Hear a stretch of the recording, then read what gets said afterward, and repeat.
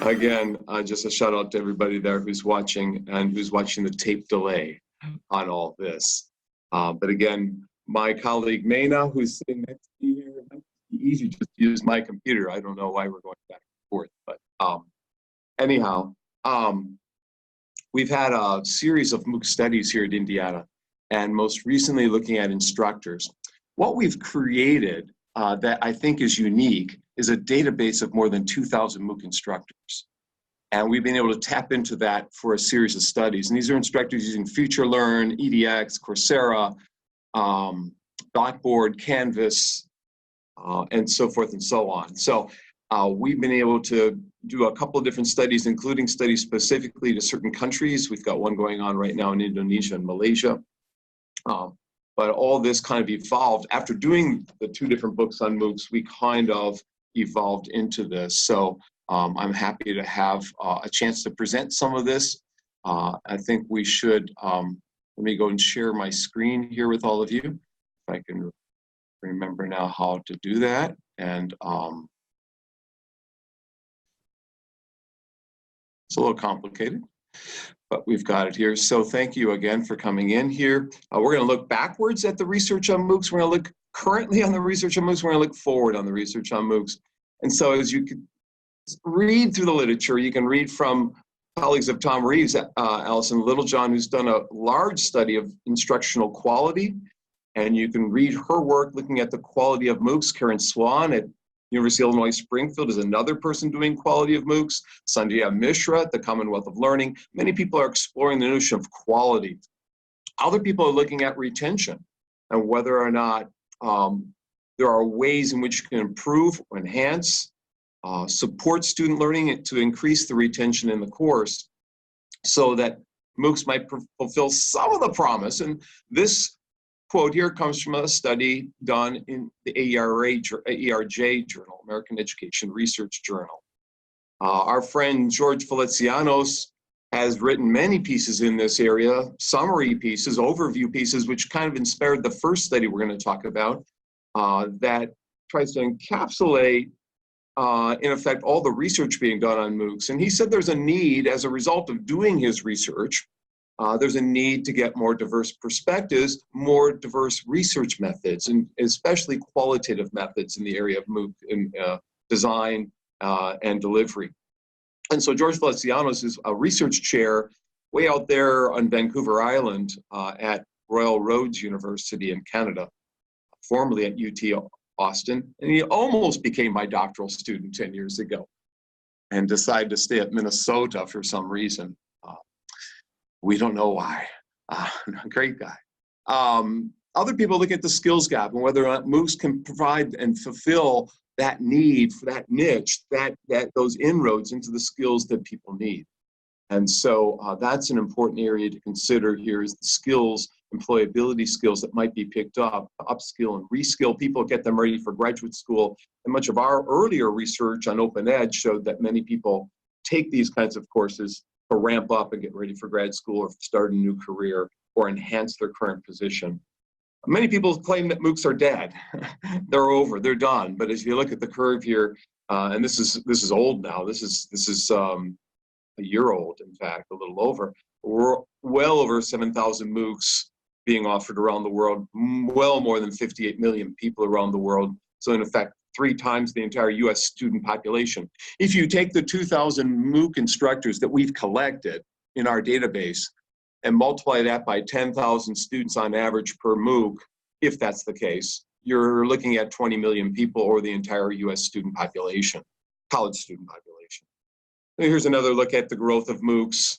And if you want to look at the vendors out there, you can see that it's not just Coursera and EDX in the US, but China, Britain, and even France, Brazil, and other places. And it's not just computer science anymore or engineering anymore, but it's spread out into many different disciplines and places and spaces. Art and design, health, health's a big area, public health, global health issues, even taxation courses as tax codes change. People want to MOOC up and find out a bit about how to do their taxes. And, you know, when Brexit happened, I'm sure there was a MOOC related to Brexit. When Scotland was ready to secede. There was a MOOC on that. So topical issues, current issues. It's not just traditional courses being offered this way. And so, as I said, FutureLearn, EDX, Coursera, in Latin America, there are MOOC providers.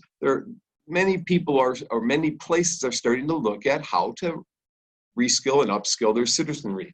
In the US, there's dabblings in terms of cost effectiveness, whether it's Georgia Tech and their $7,000 computer science degree that normally would cost tens of thousands, 50, 60,000, or looking at accounting or the MBA program at Illinois, or at Deakin University, several different master's degrees being offered there at reduced prices via MOOCs.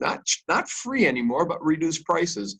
And if you start exploring in the space, you'll find JMOOCs in Japan, you'll find Thai MOOCs, you'll find KMOOCs for Korea. In fact, the gentleman at Kyunghee University said we need to provide MOOCs in Korea that aren't just English-based, especially for expats around the world. And now China is taking off in terms of MOOCs, and we've been doing a little bit of research there as well. Indonesia, we've got a study right now looking at Indonesian and Malaysian MOOCs and MOOC providers in the instructional design considerations.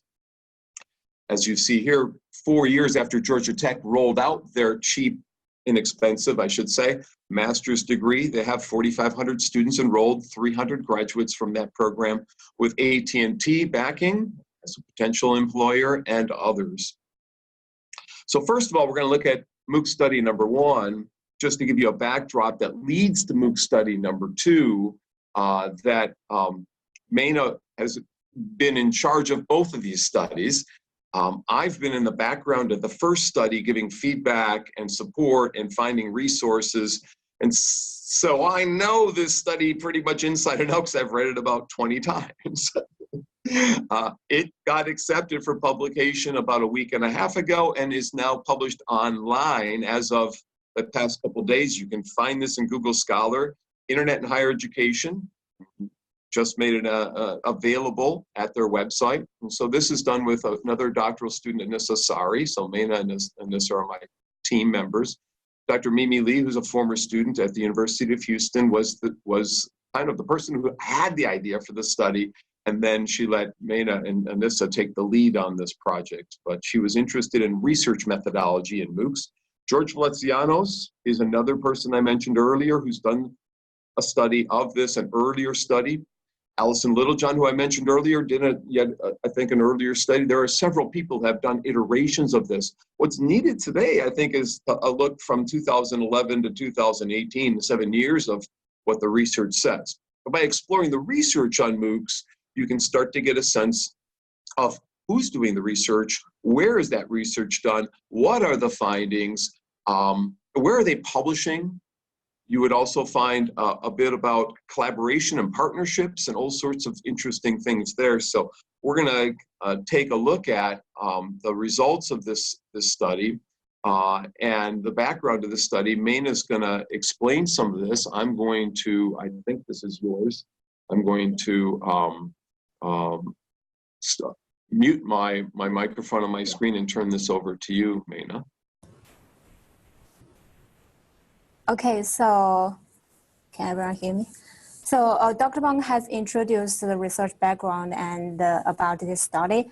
As you can see that MOOC offering has continued to surge, and there's a scarcity of system analysis of empirical studies of research on MOOCs.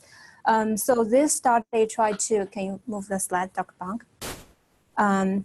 So in this study, we ask 4 research questions. So the first one is that what are the research methods that researchers employed in their MOOC studies? And the second is what are their research topics?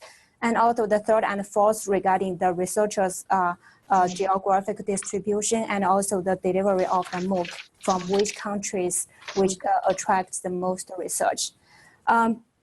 Based on these research questions, we collected data from the scopes and also some journals from 2000. When we searched the articles, we searched from 2014 to 2016. But there are 2 articles in 2017 which was in press. We also included in this study. So finally, the research, the study we reviewed include 146 articles. So this figure shows the years of the distribution of the years of the publication that we reviewed in this study. So most of them are from 2015 and 2016. So next, Dr. Bunk will introduce the context of this study to us. And so you can see a little bit of the data here related to context. One thing we want to look at is where are people publishing.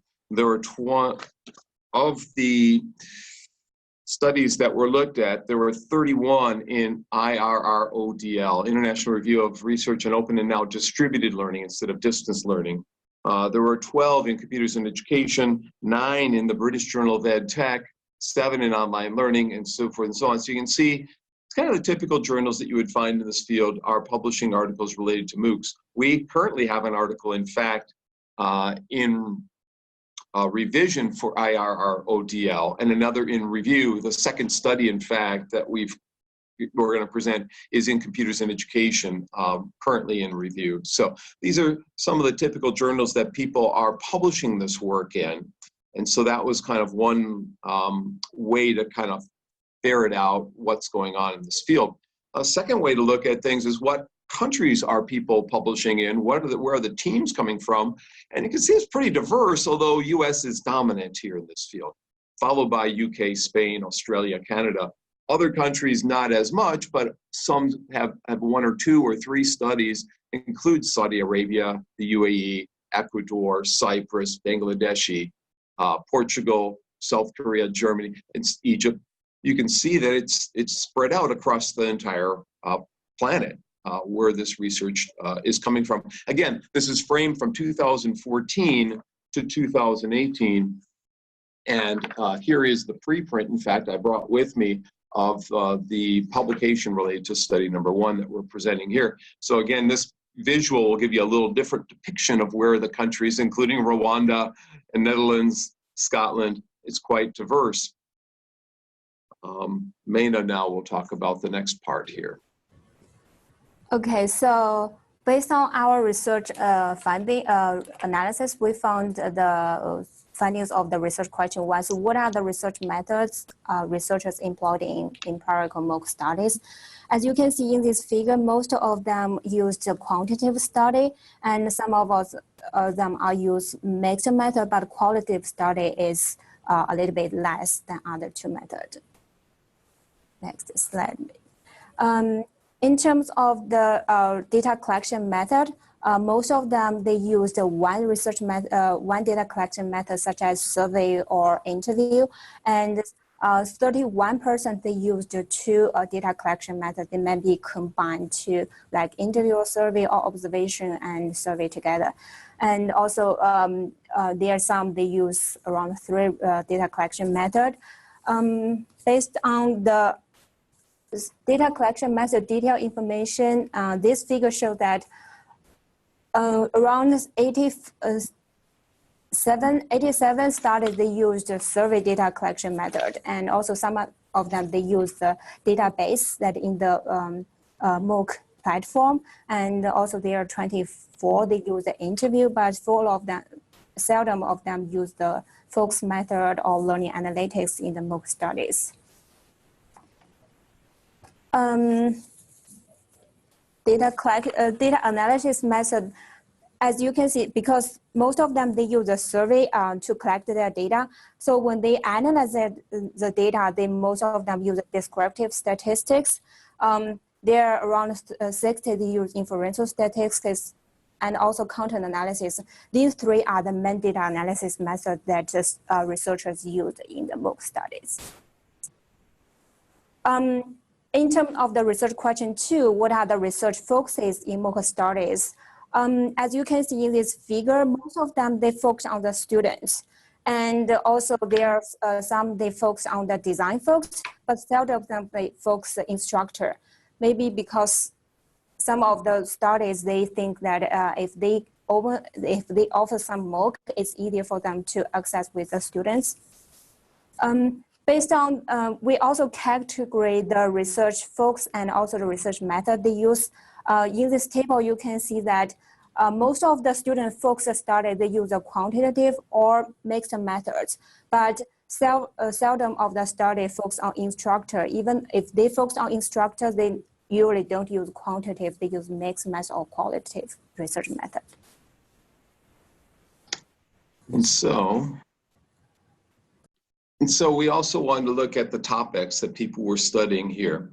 And not too surprisingly, people were looking at dropout and retention, motivation, engagement, those kinds of issues, because if you can increase the retention rate by 0.5%, 1% or more, you're impacting thousands of people, hundreds in every particular MOOC out there. But if you can find ways to build structures, support structures, or in learning environments for your students that are more effective, that's an important finding, I guess you would say. And so the second study we're going to come to really relates to this and pulls from that. So we're going to get to the second study here in a minute. But of course, people are also looking at self-directed learning, self-regulated learning kinds of things. The learner experience, satisfaction is an easy thing to start looking at, cheating. And so those are some of the factors or variables. In terms of how the researchers are geographically distributed, you can see most are coming from the US. So while there were other countries like Turkey and Taiwan, Netherlands, UAE, and so forth, the vast majority of MOOC researchers are in the United States or the UK. Countries of MOOC delivery also is US dominant, although some have what we call global ness to the course. They didn't designate where the course was necessarily coming from per se. Some were coming from China, and that's on the increase. Australia, I think, is also on the increase, but you can see there in terms of country of origin. Now we're going to look at MOOC study number 2, which is really main as what we call a first author study for our doctoral students to do as part of their professional development, their dossier process here. Which she defended in the fall and is now currently in review. And so this article is MOOC Instructor Experiences and Pedagogical Choices, Documenting Key Instructional Design Considerations and Challenges.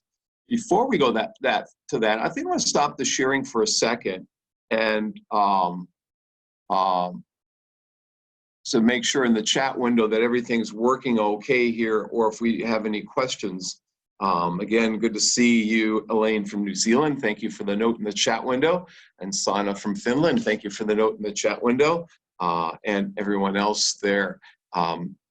Does anyone else want to pose a comment, put a comment or pose a question? We've got a couple of minutes. It's only 1:23 on my watch, so we've got 4 or 5 minutes. We could pause for a second and get your comments here. Or if someone wants to unmute their microphone and make a comment, we could do that as well.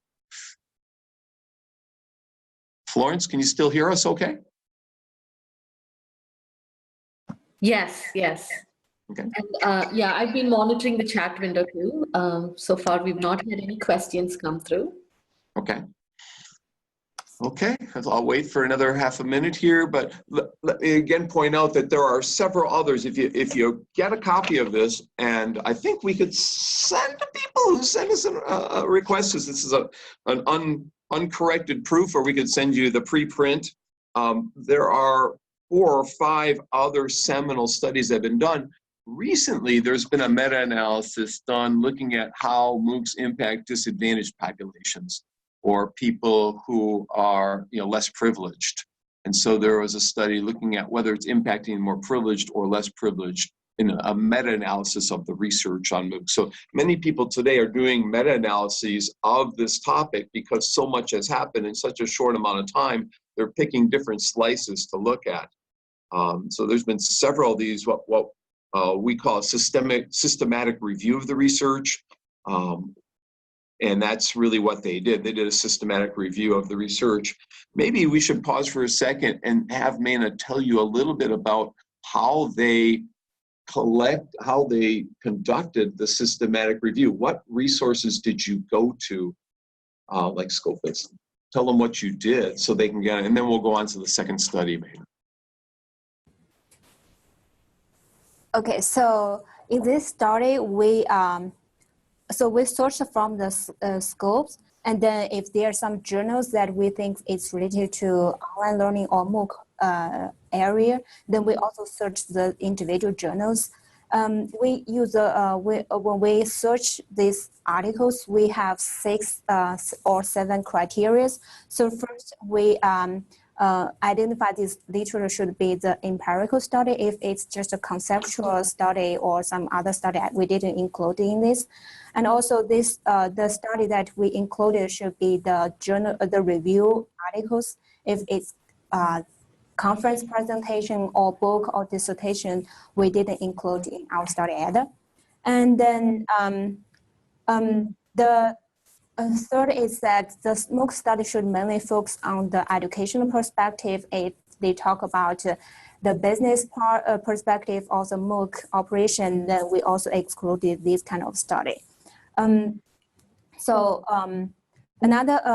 factor that we considered is that so the study we searched, I said, it's from 2014. In fact, it's from 2014 October. So that's why 2014, the articles is a little bit less. Another thing, as Dr. Blank mentioned, that most of the MOOC study the researchers are from the US, and also the MOOC delivery are from the US or the European countries. That's because when we search the paper, we only search the paper that written in English. If maybe some Chinese scholars or some Spanish people who speak Spanish, we didn't include that kind of studies here. That's why the geographic distribution is mainly focused on America and Europe. Well, pause for a second. So one other thing to point out is that they've extended this. They've collected more data and analyzed it. And we'll probably put that in as a proposal for EdMedia in the Netherlands, in Amsterdam in June. So if you're coming to EdMedia, if anyone's coming there, we'll present the follow-up. And I think it's a short 1.5 year follow-up, but I think eventually what we'll do, a final study, is we'll collect, like I said, from about 2012 when studies really first started happening on MOOCs to 2018 or 19, and have 6 or 7 years of data and have one final capstone study. So there's 2 big things the research team has done here. One is to collect these articles and analyze and do a meta summary.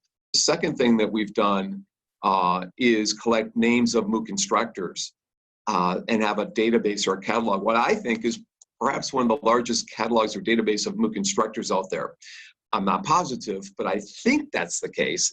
And it's really Maina that's done a lot of that work. I can't claim that I did a lot of that. She's really worked very, very hard in all of this and getting us to this point, or it would not be possible. So I really appreciate her work on this. Let's go to the second study. I'm going to go back and share my score. We have a question on the bottom here. I'm doing qualitative research on MOOC, says Tina. They don't call them MOOC instructors in the UK. We will increase this low number in your power. We will increase, okay.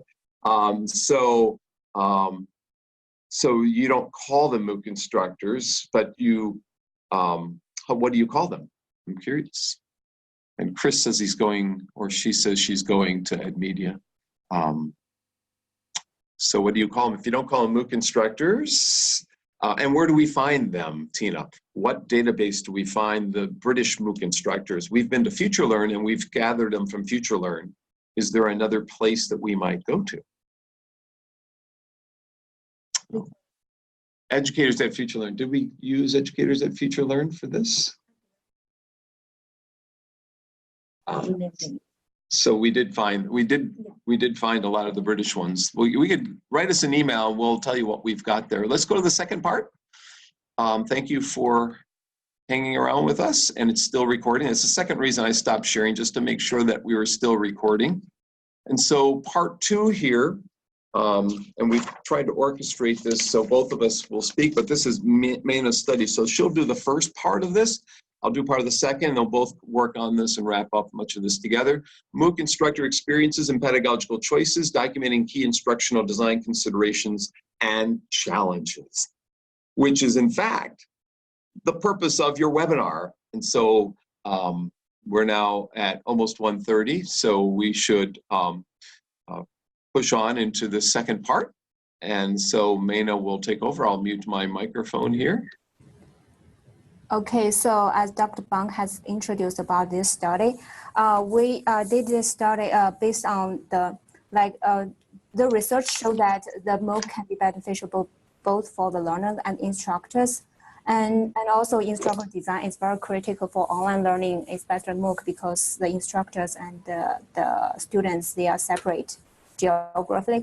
And the instructors, the study showed that the instructors are one of the main components of the MOOC courses, but there are few studies have examined the MOOC instructor design from instructor perspective. As you can see from our first study, the literature review showed that few studies focus on instructors in quantitative perspective, using quantitative method or mixed method.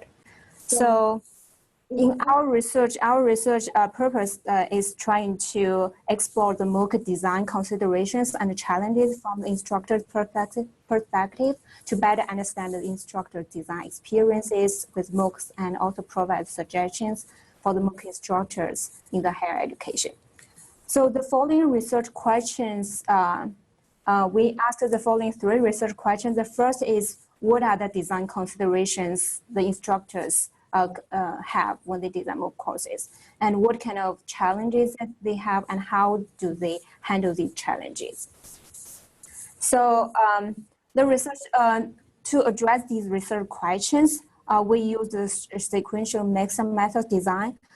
So first we interviewed the instructors, and then after first we sent survey to the 1,000 400 instructors, and then we get around 140 feedback response, and then after the survey we interviewed around 12 instructors, and then get deeper understanding about the design process.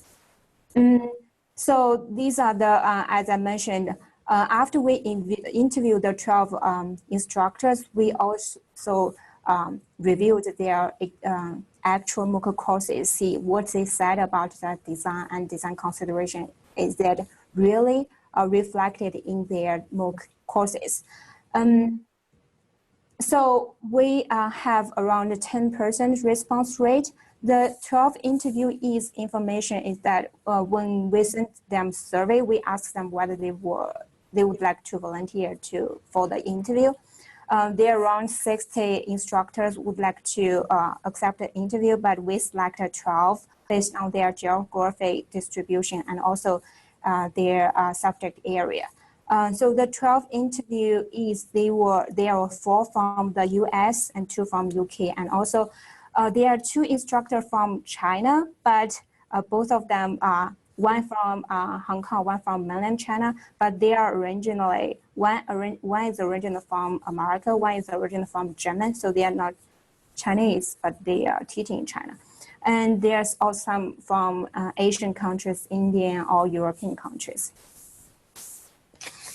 Yeah. So the data analysis, so the 3 research questions that you can see in this table. For our survey multiple choice questions, we mainly use the descriptive statistics. For the open-ended questions and the interview and also the MOOC review, we mainly use content analysis for this study. We used to frame our, when we analyze the data and frame our discussion, we use the Alario whole use framework. MOOC design considerations, they categorize the MOOC consideration into resources, pedagogy, and logistics. And I'm going to take over at this point again and talk a bit about context. I like talking about context because it's important to situate things a bit.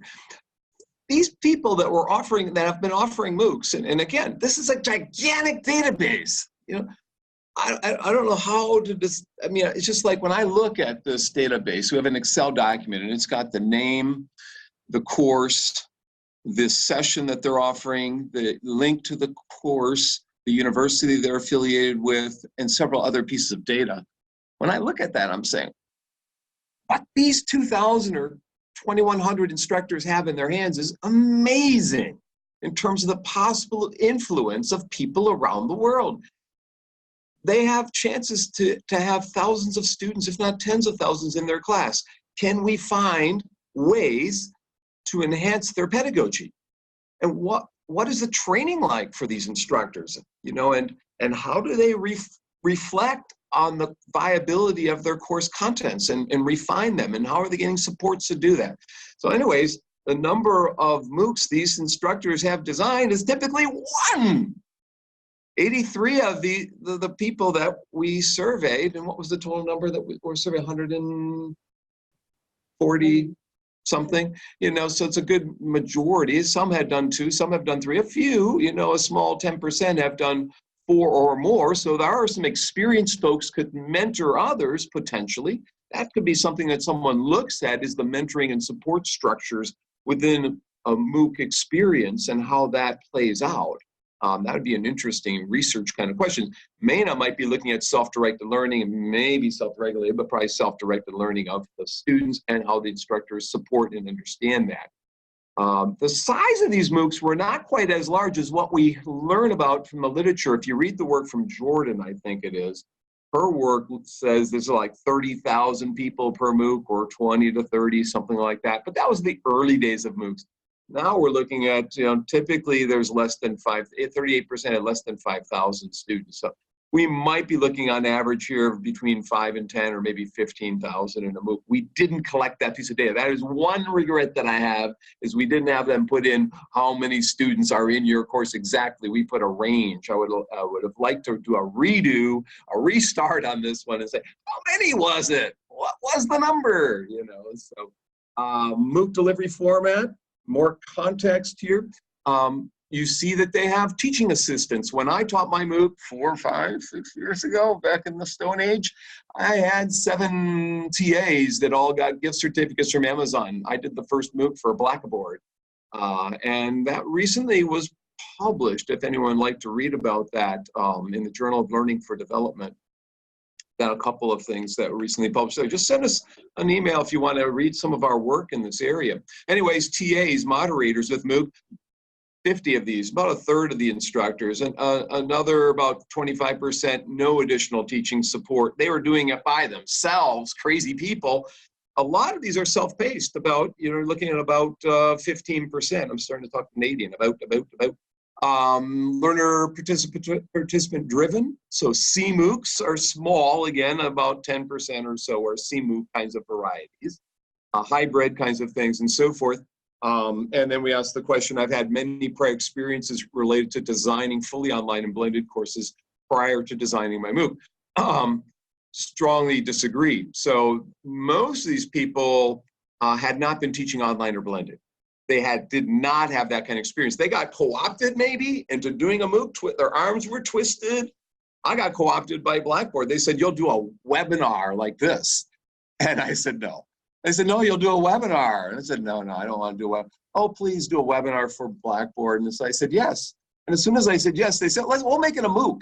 I'm like, you've got to be kidding. And there are people out there that wanted that MOOC to fail so badly because it was Blackboard offering it, and everyone hated Blackboard at the time because they were buying up everyone and suing everybody. And so I was crucified teaching that MOOC. Anyhow, you can read about it online. It ended up being a fun experience after week 2 or 3 when the bad people left. But anyhow, MOOCs are not easy. Many people are co-opted into this area.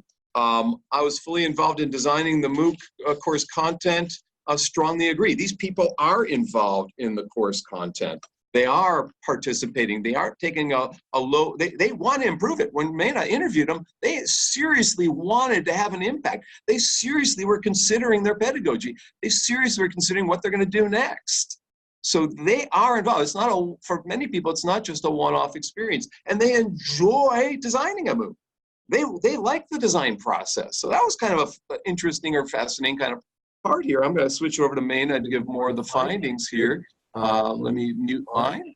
Okay, so our research found that in terms of their design considerations, most of the instructors, they consider about the learning objectives of this course, assessment methods, and also how many time they have to design these courses, and also how to engage the learners. So you can see in this figure, they mainly focus on these 4 facts, but they seldom consider what's tools for communication or what's the source of motivation of the learners. So one of the instructor, he mentioned from the UK, he mentioned that when we design the courses, we try to have a hook for each week to let students come back to this course next week. In terms of in terms of their design considerations, we also ask specific questions. How do they design courses to encourage the learners' peer interaction? Most of them, they said they use asynchronous discussion forums. Sometimes they use a pair-based task and on social media. So this is a figure shows which kind of ways that they use to encourage the peer interaction. So in terms of the instructor and learner interaction, Dr. Bang will talk about how they use, what kind of ways that they use to encourage the instructors. And this is a quote from an instructor, what they said about.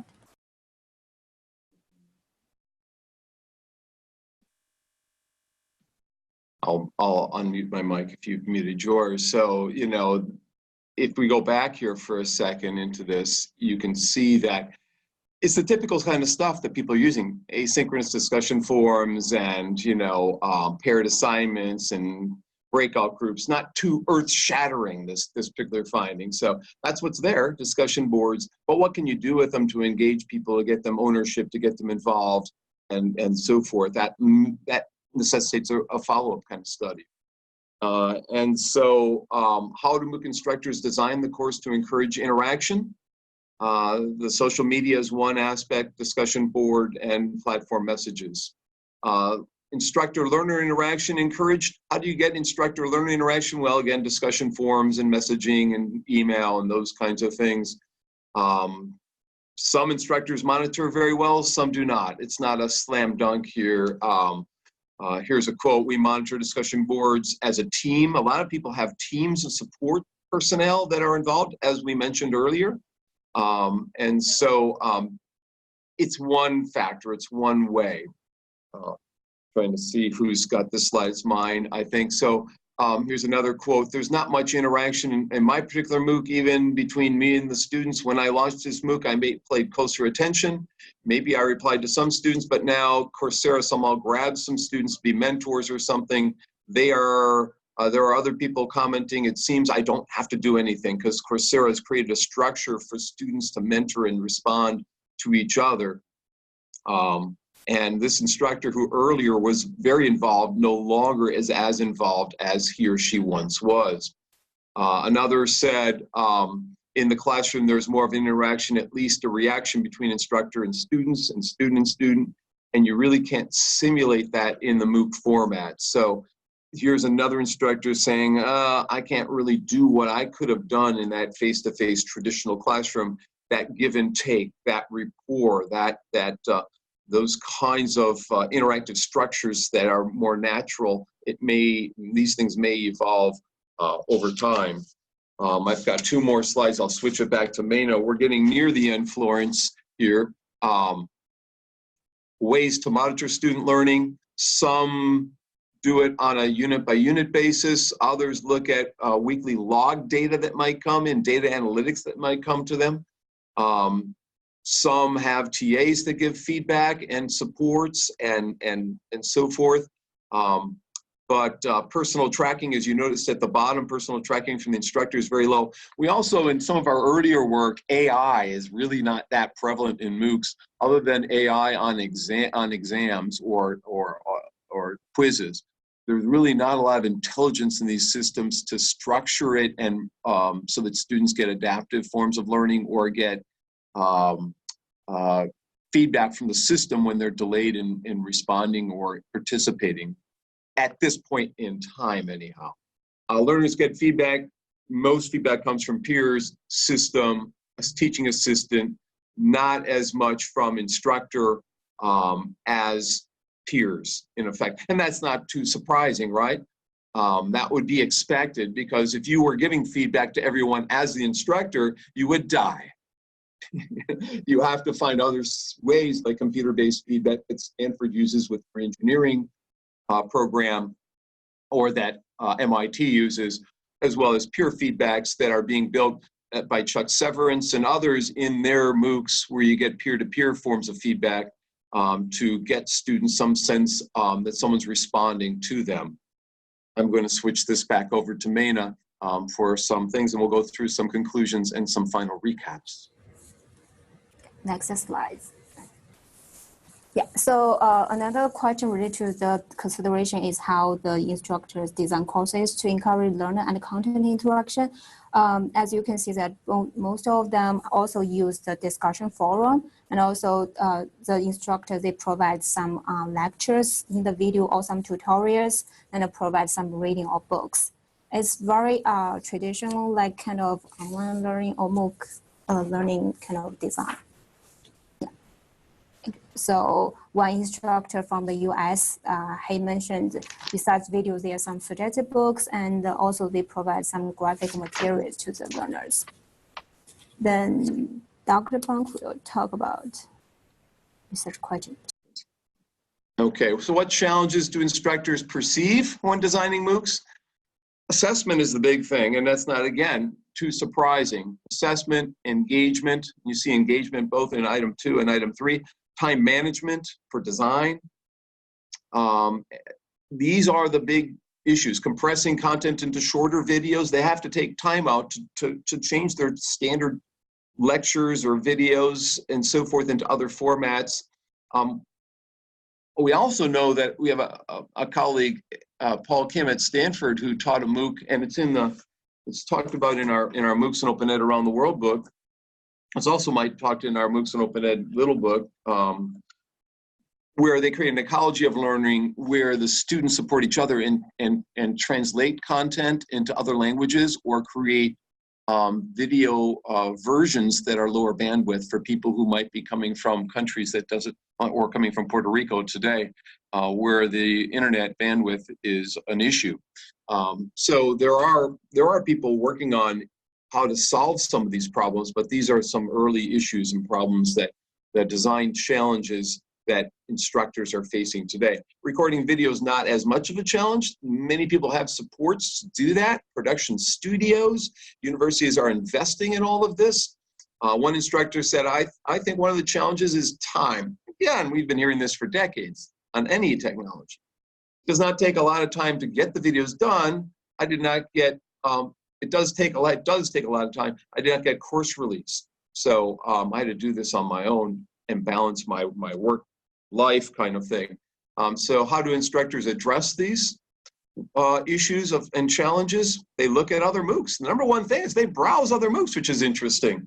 And they seek help from the platform and platform provider. What does the system offer? What might colleagues offer? Reading the news, going to training, reading books, not as much. Attending conferences, not as much, but some people do that. Some people do that. Teamwork. You know, one of the 12 interviews Maina did was talking about the teamwork and support that they got that way for writing scripts or designing the videos or delivering content or giving feedback. There are many ways in which teams can subdivide work and overcome some of the challenges that, so the challenges are never greater than the team here, he or she said in this one. We'll both kind of go through now some of the discussion on this one, and Maina, I'm going to suggest that we'll just use my computer at this point, and we'll just come together and talk together. We don't have to turn this one off then at this. And why don't you sneak over a little bit more this way with your chair. So pedagogical discussion, there are pedagogical factors, assessment factors, and time factors. And, you know, pedagogy is important in some of the responses we got and not as important in other responses. So it's a mixture. It's not as primary issue that they're concerned about. In some cases, it's just getting this thing out and done and they want to be over with it. In other cases, pedagogy and engagement, as you saw, ranks near the top in terms of design issues and challenges You want to talk a bit about this? So so in this study we found that when the instructor try to encourage the interaction in the MOOC courses, most of them they use the discussion forum to increase both for the both learner interaction and learner-instructor interaction. For the learner content interaction, they also use the discussion forum, or most of them provide lectures or tutorial and also readings. So these are the general ways that they use for their interaction. And so the study indicated MOOC instructors are making an attempt. They're trying. But there is no one method, no one way, no one strategy that's optimal here at this point in time. They're making an attempt to make their courses more engaging, but yet we didn't find one model, one framework, one answer to these constraints and challenges that they're facing. Okay, so this study at every study. So we mainly research people whose MOOC courses delivered in English. We didn't include MOOC courses delivered in other languages. And also they are people who we interviewed, they volunteer to for this interview. Maybe they are more active in MOOC, the MOOC, this kind of delivery model. So this is maybe kind of have some errors. And also we only reviewed the 12 MOOC courses. We didn't review. If we have more time, we can review more MOOC courses to see how the instructor design their courses. Right. I will add that I think one thing that graduate students have to keep learning is about limitations is a key thing, because in limitation sections of a paper, you can lead then to future studies. And so if anyone would like to read our paper that's in review, I think Mena would be okay with that. And so you should look at the limitation section and the future direction section for what might be done. Implications? So for this, this study can have some implications for the instructors. This can inform them about what other instructors are most concerned with and how they try to address the challenges that when they design the MOOC courses. And also for the instructor designers, they can help them to in their consulting process, if they know what kind of challenges or what kind of considerations that instructor always have, the instructor designer can provide more kind of tailored consulting. And so maybe we can offer this these results back to these 2,000 MOOC instructors and maybe make an impact that way. I know Elaine from New Zealand, who did the Tech Variety book with me, will be happy to know that we've given them the free book with 100 activities and pedagogical activities. So we are trying to think about not just doing this research project, but we're seriously thinking about how can we make a small dent in this space? What might we provide as a team here to support these instructors that are impacting literally millions of people around the world on an annual basis? And so, you know, this is not a typical one-off study where you walk into a classroom and do a mnemonics technique and walk away with an improvement of that class. In this space, those people in this MOOC space are seriously trying to make an inroads into not only a new design or delivery of education, but something that has immediate global ramifications. And for me, that's really exciting. And to have a team that I've been fortunate to work with, we have several people, and we're called the SOUL team, the self-organized, I'm sorry, self-directed online learning environments, SOUL, S-O-L-E. I'm thinking of Sugata Mitra's, he's got a SOUL one, it's self-organized learning environments. Ours is, anyhow, I'll come back to that later and go through the SOUL. Anyhow, future studies. You know, of course, we're going to look at assessment, engagement, and that kind of thing. Mandy, you want to talk about what you recommend for future for people from here? Like based on this study, most of the instructors teach students learning and also students learning. This is a challenge. It will be a good research topic for the future research to do this. And also in the course design, we can also how to think about how to design courses to support self-directed learning in more courses. That's what I'm trying to do. Yeah. And there's a lot of possibilities here. I mean, anyone who's watching this has probably come up with several studies that they could be doing in this area. Now, my team is called the SOL team, the Self-Directed Online Learning Environments, or Open Learning Environments. We go either way. And we do have a summary paper that is written up for the AECT Springer Special book series last year. It's a little long, but if anyone would like to read it, I can send you that article, as well as other things that we've written. If you go to publicationshare.com, you can get many of our publications. If you want copies of these slides, go to trainingshare.com. One word, trainingshare.com, and go to archive talks. You can get these, and I think Florence will send me the link to the session, and then I'll post that link at TrainingShare. So if you would like to share this, if you thought this was useful information, you could go to trainingshare.com and find that. Our emails are there, so you could write us an email. Again, the slides are at TrainingShare, free articles, publication share, a free book at techvariety.com. So everyone likes free.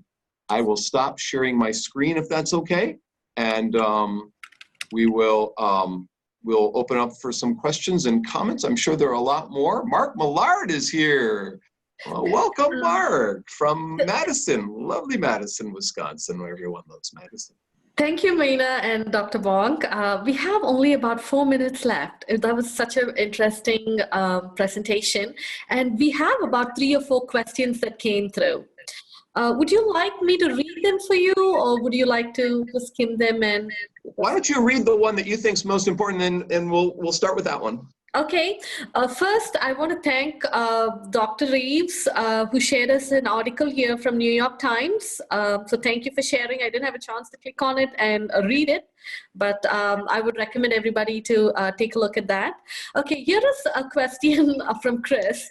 He wants to know if AI would count as a TA.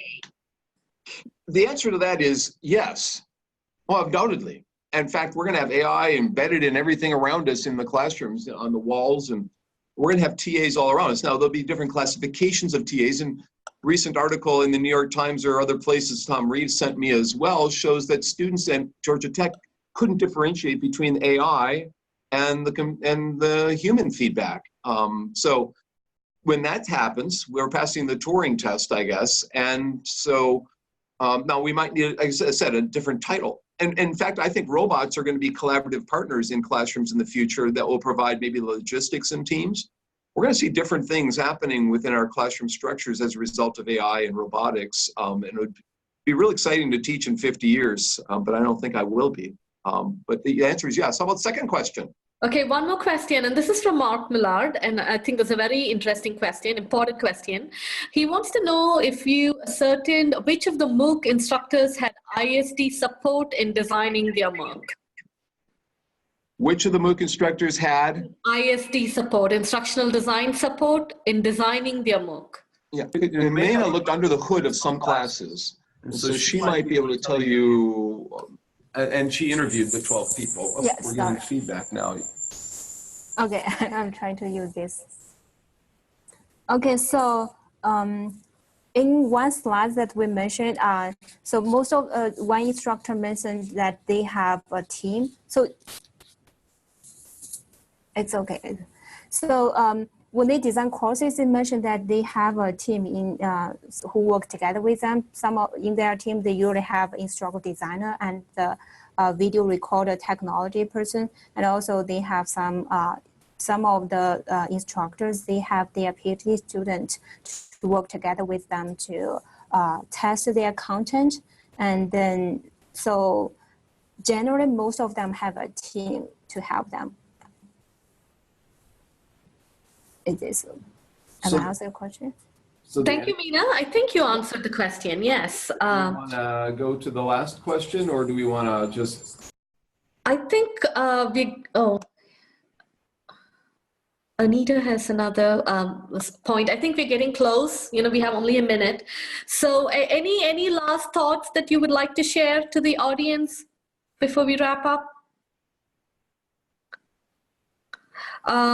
We would definitely share the slides with the group. Dr. Bonk has emailed it to me, and then we have the link to the presentation, which we'll also share in the AECT DDL Facebook group. And we hope to do many more of these webinars this year, so stay tuned. And I hope you all join us and have some rich discussion. And again, once again, thank you, Dr. Bonk, and thank you, Meena, for presenting this much valuable work that you have been doing. Thank you very much.